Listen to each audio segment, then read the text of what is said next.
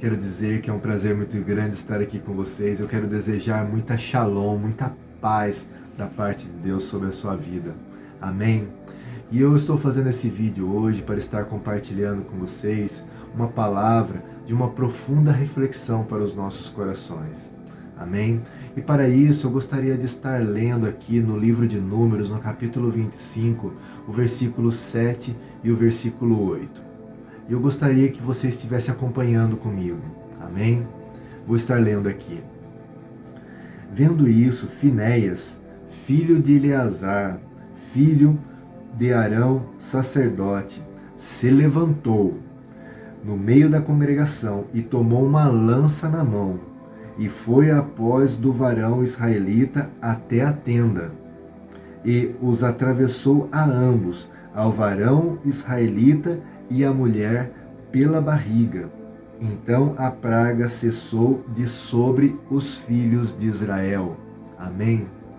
Irmãos, essa é uma palavra da porção dessa semana, da minha devocional, e que ela está diretamente ligada à porção anterior, onde nós fizemos o vídeo Deus transforma a maldição em bênção, quando Balaque contrata Balaão para amaldiçoar o povo de Deus.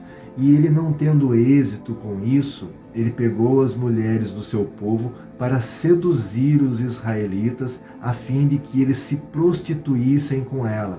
Uma vez fazendo isso, elas os induziram a estar sacrificando aos ídolos moabitas.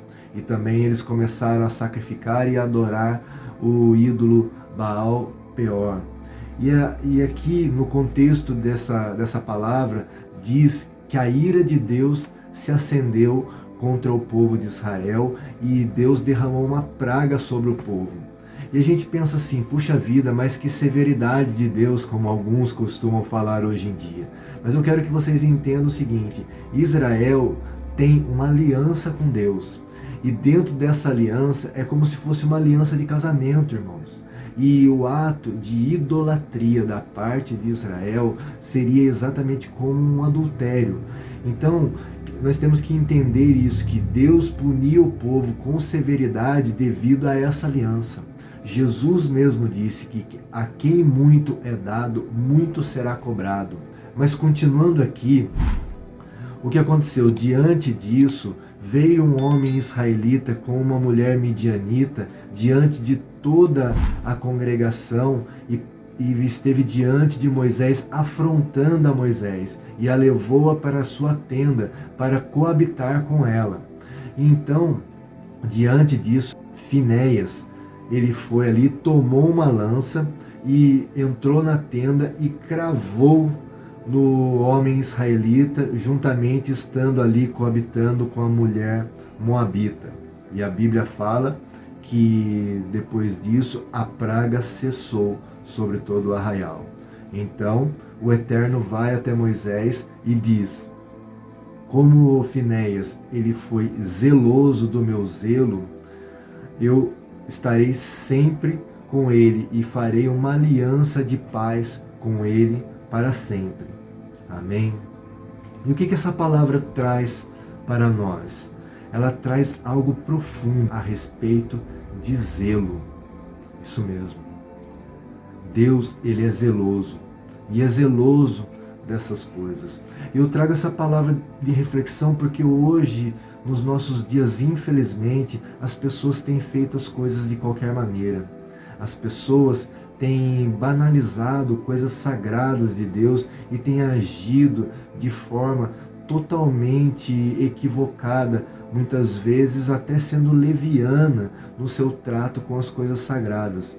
E nós temos que ter temor diante de Deus e termos zelo pelas coisas de Deus. Amém? E eu quero enfatizar para vocês, Deus é um Deus zeloso e Ele ama quem tem zelo com as suas coisas. Eu quero só dar um exemplo aqui das Escrituras, falar para vocês a respeito de Nadab e Abiú, que eram os filhos de Arão. Lá diz nas Escrituras que eles tomaram um incensário, colocaram incenso nele e ofereceram fogo estranho diante do Eterno. E eles, tendo feito isso, saiu fogo da parte de Deus e os consumiu. Também, outrora, tem a passagem de que quando Davi estava levando a Arca da Aliança para Jerusalém, a arca estava sendo trazida num carro de bois, guiado por Uzá e outros homens. E o relato conta que houve um momento em que os bois tropeçaram e a arca, ela pendeu. Uzá estendeu a mão sobre a arca e saiu fogo da parte de Deus e também o consumiu. E aí a gente pensa o seguinte: puxa vida, Uzá, ele fez uma boa ação, mas por que isso daí aconteceu com ele? Porque embora ele estivesse fazendo uma boa ação, ele não entendeu um princípio, que era estabelecido que ninguém além dos sacerdotes poderia tocar na arca. Ele, mesmo tendo boa vontade no que ele estava fazendo, ele transgrediu uma ordenança de Deus. E isso traz para nós justamente a reflexão disso. Deus é um Deus zeloso. Deus é um Deus de detalhes. Deus atenta para detalhes. E há uma grande diferença entre nós adorarmos a Deus da forma que nós achamos que devemos adorá-lo e adorá-lo verdadeiramente da forma em que ele deseja ser adorado. Amém? E isso é muito importante. Nós vemos que Nadab e Abiú, como eu falei para vocês, eles foram lá e ofereceram fogo estranho diante do Eterno. Eles estavam fazendo as coisas do jeito deles. Eles achavam que estavam fazendo uma boa ação. Mas Deus disse a forma com que era para ser oferecido o incenso na sua presença.